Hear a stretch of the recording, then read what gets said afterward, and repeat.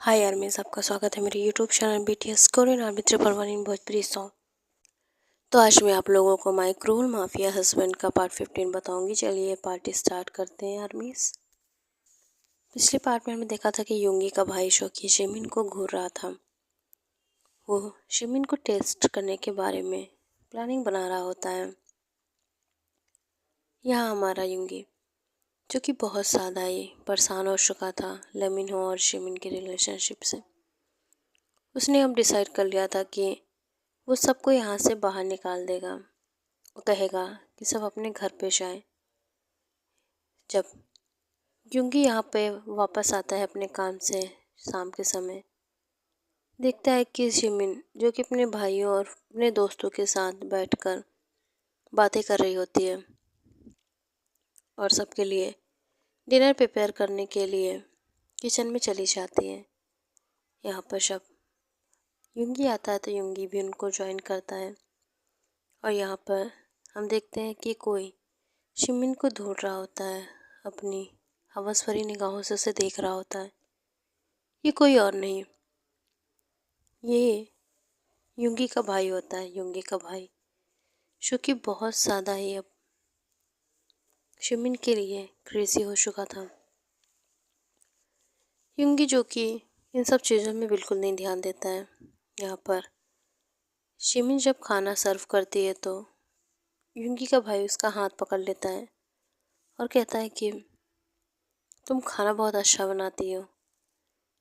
युंगी जो कि कुछ नहीं कहता है, वो अपना सर नीचे करके खाना खाता है।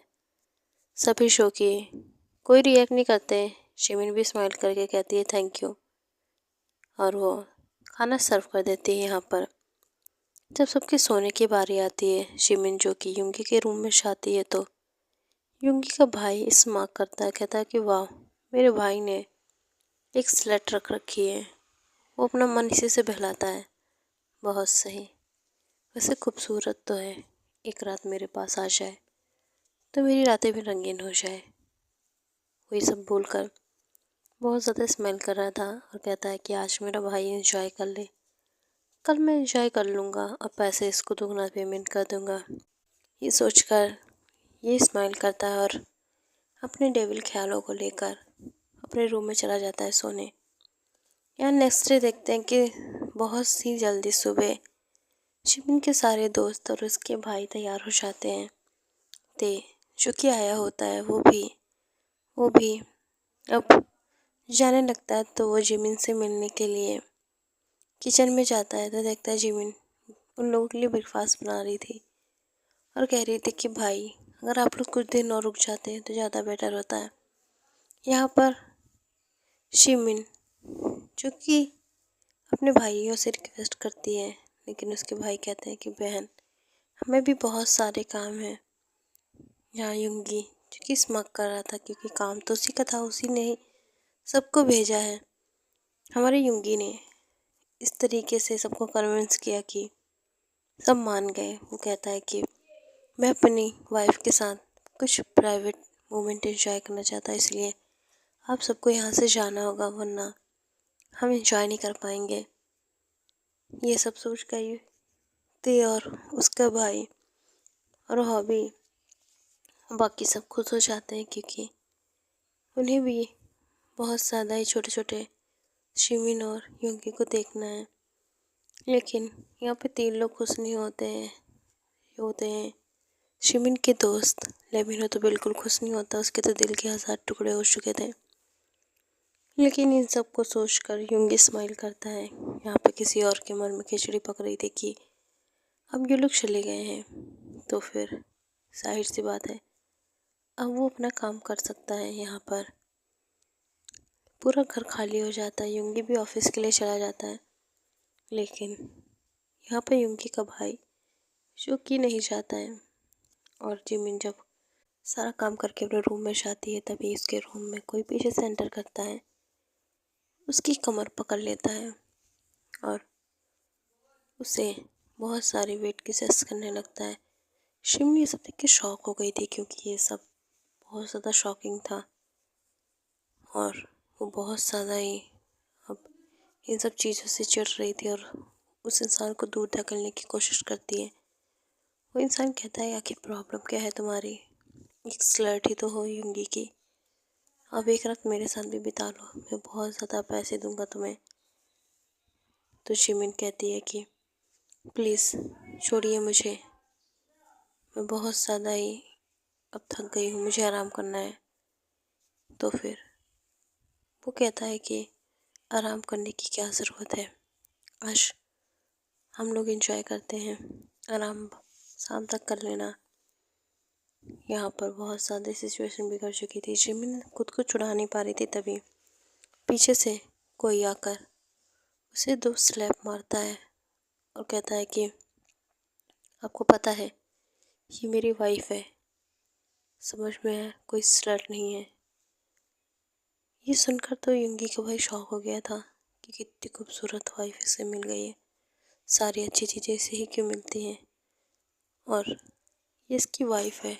लेकिन जब मैं आया था तब इसने मुझे बताया नहीं कि इसकी वाइफ है। क्या ही फ़र्क पड़ता है, अब मुझे इससे दूर रहना पड़ेगा वरना ये मुझे जिंदा मार देगा। आखिर ये माफिया जो है। अब उसका भाई वहाँ से चला जाता है और कहता है कि सॉरी भाई, मुझे नहीं पता था, मुझे लगा ये एक सर्वेंट है और तुम दोनों रात में ऐसे कमरे में सोते हो, तो मुझे लगा कि वो इतना ही बोल पाया। तो यूं ही कहता है कि आपको कुछ भी लगे, लेकिन अब आपको पता है तो आप यहाँ से चले जाइए। शिमिन जो कि शॉक हो गई थी और उसे बहुत ज़्यादा डर लग रहा था कि आखिर ये उसके साथ हो क्या गया। वो ये सब सोच रही थी कि तभी यूंगी से चिल्ला के कहता है कि आखिर तुम्हारी प्रॉब्लम क्या है, तुम इस तरीके से कैसे किसी को अपने करीब आने दे सकती हो। शिमिन कहती है कि मैंने नहीं किया, और वैसे भी आपने उन्हें पहले ही बता दिया होता तो ये सब ना होता। लेकिन आपको क्या है, आप तो नफरत करते हैं मुझसे, बदला लेना चाहते हैं, तो क्यों बचाया आपने मुझे। और वैसे भी उस इंसान ने सही तो कहा, मैं तुम्हारी स्लेट ही तो हूँ, यही सब तो करने आई हूँ ना, तुम्हारा मन बहलाने, तुम्हारी इच्छा पूरी करने और तुम्हारा टॉर्चर सहने। तो फिर छोड़ दो मेरे हाल पे मुझे। यूंगी जो कि देखता है उसे खरोचेस भी लगे होते हैं, तो वो उसे बैठा के मेडिसिन लगाता और कहता है कि तुम्हें परेशान करने का हक सिर्फ मेरा है, कोई ऐरा गैरा तुम्हें परेशान नहीं कर सकता है, और इस तरीके के इंसान तो बिल्कुल नहीं, और इससे दूर रहना। ये एक नंबर का प्ले बॉय है और मैंने आज तक इसे नहीं रोका, लेकिन मुझे नहीं पता था इसकी नज़र मेरी वाइफ पे भी आ जाएगी। इसलिए तुम कोशिश करो कि इससे दूर रहना, ये तुम्हारे आसपास ना दिखे, वरना पनिशमेंट तुम्हें ही मिलेगी। शिमिन कहती है इसमें मेरी क्या गलती है, मैं उसके पास नहीं जाती हूँ, वो मेरे पास आता है, और वैसे भी मुझे उससे डर लगता है। तो फिर मैं यही कहूँगी कि तुम मुझे छोड़ के मत जाया करो, उसके भरोसे तो बिल्कुल नहीं। यूंगी कहता है ठीक है, मैं ट्राई करूँगा कि तुम अकेले ना रहो, और उसके साथ तो बिल्कुल नहीं। ये सब बोलकर यूंगी अपने रूम में चला जाता है, स्टडी रूम में। वहाँ पर जाकर कुछ पेपर्स पढ़ने लगता है। शिमिन जो कि तुरंत ही फ्रेश होती है क्योंकि उसकी छुअन उसे बिल्कुल नहीं पसंद है। यहाँ पर हम देखते हैं कि हमारे शिमिन और यूंगी जो कि बेड पर सो जाते हैं, क्योंकि यूंगी देख पा रहा था कि शिमिन बहुत ज़्यादा डर गई है, और यहाँ पर कोई और यूंगी को मारने के प्लान बना रहा था। ये कोई और नहीं, यूंगी की चाची और उसकी बहू होते हैं। यूंगी की चाची फ़ोन करके अपनी बहू से कहती है कि कब तक तुम्हारा प्लान काम करेगा। क्या उन दोनों की बेबीज जाएंगे तब, घर में वारिस आ जाएगा तब। वैसे भी मुझे पता है कि उन दोनों की बेशा भी अनबन चल रही है, तो अभी अपने काम पे फोकस करो, वरना आगे जाके अगर उन लोगों की सुलह हो गई तो बहुत ज़्यादा प्रॉब्लम हो जाएगी। और तुम यूंगी को जानती हो कि वो कितना डेंजर है। उसे पता चला कि कौन उसे बर्बाद करने के पीछे है तो वो जान से मार देगा हमें। उसकी बहू स्माइल करती कहती है कि काम जल्दी हो जाएगा। यहाँ पर हम देखते हैं कि यूंगी का भाई अलग ही दुनिया में मस्तदार कहता है कि ओह, तो वो उसकी वाइफ है, तो क्या ही फ़र्क पड़ता है, एक रात मेरे साथ बिता लेगी तो। और ज़बरदस्ती करने में मेरा तो बहुत अच्छा ही कोर्स है। मैं तो बिल्कुल भी उससे दूर नहीं रह पा रहा हूँ। आज नहीं तो कल मैं उसे अपना बनाकर यहाँ से ले जाऊँगा। वही सोच के सो जाता है। अब यूँगी और ज़्यादा अलर्ट हो जाता है क्योंकि उसके घर में एक आस्तीन का सांप पल रहा है। ओके आर्मी, जिस पार्ट को एंड करते हैं उस पार्ट में जानेंगे क्या होगा। तो बाय आर्मी, सलांगे, love you so much army.